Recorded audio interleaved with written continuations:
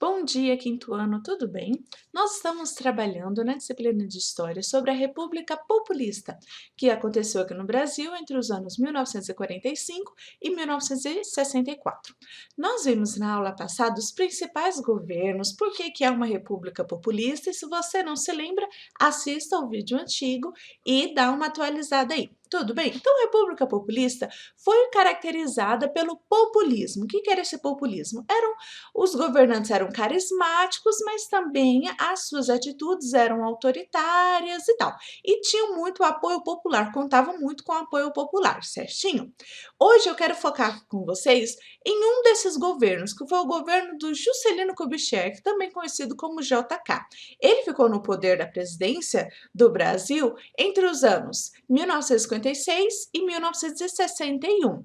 Como eu disse para vocês na aula passada, o governo de JK foi marcado pelo grande investimento em ferrovias, rodovias, portos, refinamento de petróleo e energia elétrica. Então, ele quis desenvolver o Brasil mesmo economicamente e também industrialmente. Tanto que ele foi conhecido como o lema dele era 50 anos de desenvolvimento em 5, né? Que era enquanto durava o mandato dele. Que o Kubitschek, ele pretendia acelerar o desenvolvimento brasileiro, certo? Como eu disse para vocês, ele queria um desenvolvimento de 50 anos que acontecesse em apenas 5 anos. Então, ele queria acelerar o desenvolvimento de todo o país. JK também pretendia tirar do papel, né, o plano de mudar a capital do país. Na época, a capital do país, na época aqui da República Populista, a capital do país, o Distrito Federal, era no Rio de Janeiro e a mudança seria para Brasília, uma cidade, né, que seria construída, planejada e construída aqui no nosso estado de Goiás. Por que eu falei tirar do papel? Porque essa ideia de mudar a capital, tirar lá do Rio de Janeiro e trazer mais para o interior do país geograficamente, já estava no papel desde a colônia, desde o Brasil colônia. Eles queriam trazer isso, trazer a capital do país mais para o interior do país. E hoje nós vamos ver alguns motivos, né, para que finalmente no governo de JK, no governo de Juscelino Kubitschek, ele então teve a principal obra dele foi essa mudança da capital. E esse conteúdo você pode acompanhar no seu livro na página 439, tá bom? Sobre a transferência da capital para Brasília. Vamos lá então. Então, três motivos principais para a mudança da capital.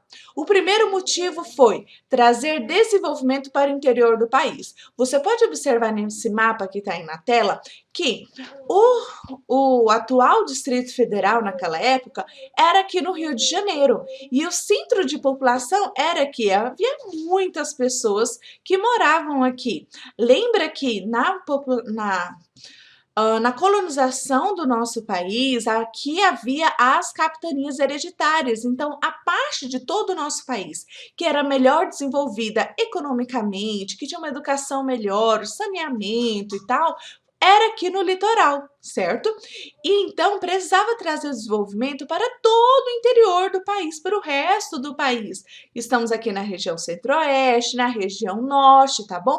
Então imagina que nessa época da República Populista, o desenvolvimento no Pará, no Amazonas, aqui em Goiás, era muito precário, era muito aquém, era bem menor do que o desenvolvimento que se encontrava aqui na região litorânea do Brasil. Então, a mudança da capital, o primeiro motivo foi trazer esse desenvolvimento, né, tanto industrial, das rodovias, ferrovias, das indústrias, né, que gera emprego, que gera desenvolvimento e aumento da economia aqui para o centro, para mais o interior do país. Tudo bem? Vamos então para o segundo motivo.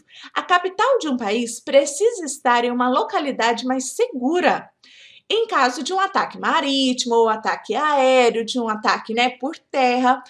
Você precisa entender que nesse tempo aqui do Juscelino Kubitschek, o Brasil tinha acabado de sair de duas grandes guerras mundiais. O mundo todo tinha acabado de sair. Então, a necessidade de proteger a capital já estava bem mais realçada no interesse público. Por isso que o segundo motivo para a mudança da capital mais para o interior é que Para um ataque marítimo, Rio de Janeiro estava muito perto do mar, até porque era região litorânea, né?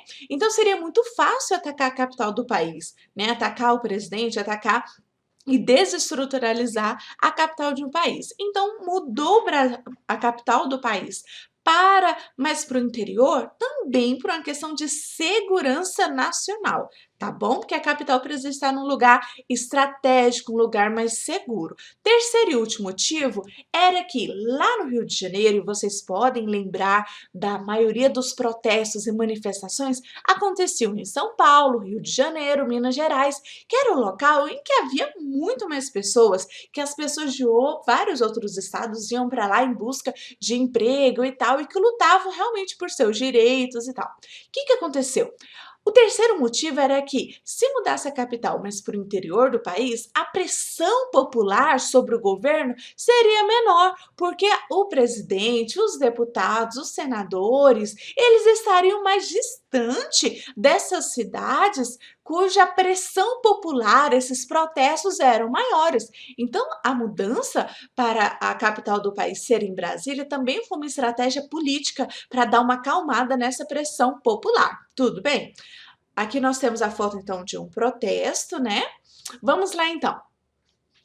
Vamos agora conhecer um pouquinho mais sobre Brasília. Brasília não foi uma cidade que foi construída naturalmente, as pessoas foram chegando, não. Ela foi uma cidade planejada. Mas por quem ela foi planejada? O projeto para a nova cidade foi escolhido através de um concurso público. O plano vencedor desse concurso foi o do arquiteto carioca Lúcio Costa, grava bem esse nome, enquanto o arquiteto Oscar Niemeyer seria o responsável pelo projeto dos edifícios, tá bom? Então, olha só, o arquiteto Lúcio Costa foi que fez esse plano de que Brasília fosse, então, nesse formato que lembra um pouco um avião, e eu quero que você guarde essa informação aqui que eu vou explicar para você. Por que Brasília foi projetada nesse formato aí que lembra um avião? Por que será? Ela foi projetada para que as suas ruas fossem de fácil localização, para que os vários setores tivessem lugar próprio e para que a cidade fosse convidativa. O eixo monumental é o lugar onde ficam os prédios governamentais e os monumentos cívicos. Já no eixo rodoviário estão as áreas residenciais, comerciais e de serviços em geral. Olha só, esse projeto do Lúcio Costa e a arquitetura dos prédios de Oscar Niemeyer foi considerado um projeto muito inovador e grandioso.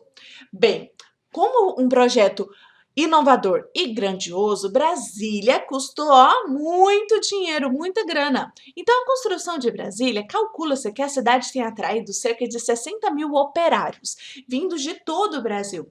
Essas pessoas, quando mudam de um estado para o outro, ainda dentro do território brasileiro, nós chamamos eles de migrantes. É diferente de imigrante. Os migrantes, eles mudam de localização atrás de emprego, de uma vida melhor dentro ainda do próprio país, tá bom? Então, olha só, 60 mil operários vieram de todo o Brasil aqui para Brasília para trabalhar, para poder ter uma vida melhor, certinho? Esses trabalhadores ficaram conhecidos como candangos.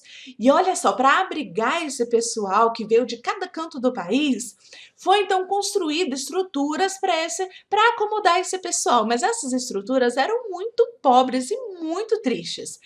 Olha só no entorno de Brasília, enquanto estava construindo a cidade ainda, em 1957 já havia 12 mil habitantes. 6 meses antes do fim da obra, o dinheiro, o money, né, de Brasília já tinha terminado, mas ainda tinha coisa para fazer, ainda tinha construção ainda. O que aconteceu? O presidente JK pediu um empréstimo ao FMI e ele vendeu títulos de dívida e tal, emitiu moeda, e quando um país cria mais dinheiro, ele imprime mais dinheiro, né, emite moeda, a inflação ela aumenta. Então a construção de Brasília também foi marcada por uma inflação terrível. Se você conversar nos seus familiares, com seus avós, bisavós, eles vão lembrar que nessa época aqui o dinheiro não dava para comprar quase nada, porque a inflação foi muito grande e a dívida externa, né, a dívida do Brasil com o FMI foi muito maior. E então o custo de vida, as pessoas então começaram a aumentar os pobres, né? As pessoas ficaram mais pobres ainda. Olha só, pessoal, em 1969, calcula-se que Brasília teria custado quanto? 45 bilhões de dólares para ser construída. É muito dinheiro para construir uma cidade, né, gente? E olha só, é uma triste notícia. Não havia equipamentos de proteção específicos e estima-se que mais de 3.000 operários, 3.000 brasileiros, gente, tenham morrido durante as obras. Então, a obra teve um custo financeiro, mas também um custo humano. Quero trazer com vocês duas curiosidades para nós terminarmos. Brasília Sinfonia da Alvorada foi uma peça composta por Tom Jobim e a letra de Vinícius de Moraes, e ela então foi celebrada para a inauguração da cidade. Essa música nós vamos trabalhar hoje, tanto aqui na aula de História e tanto também na aula de Artes um pouquinho. E eu quero que você se lembre então dessa música, que a arte então ela traz essa celebração, esse registro histórico. Em 1987, a Unesco declarou a cidade, Brasília, como um patrimônio da humanidade. Pessoal, a fonte desse conteúdo, eu fui para além do conteúdo que estava no seu livro, porque no seu livro só havia uma página, só a página 439. Eu queria trazer informações, dados maiores para vocês, para ficar um vídeo mais interessante. Então, eu busquei no site toda a matéria, e essa professora especialista Juliana Bezerra tem um artigo maravilhoso nesse site, que você pode ler depois, tá lá no site toda a matéria, a construção de Brasília. Para finalizar, eu deixo então essa imagem para vocês.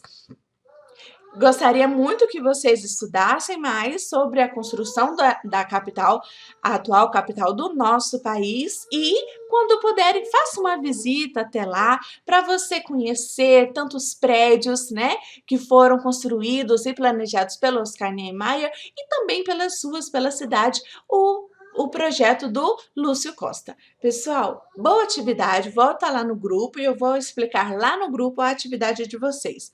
Beijão, até mais!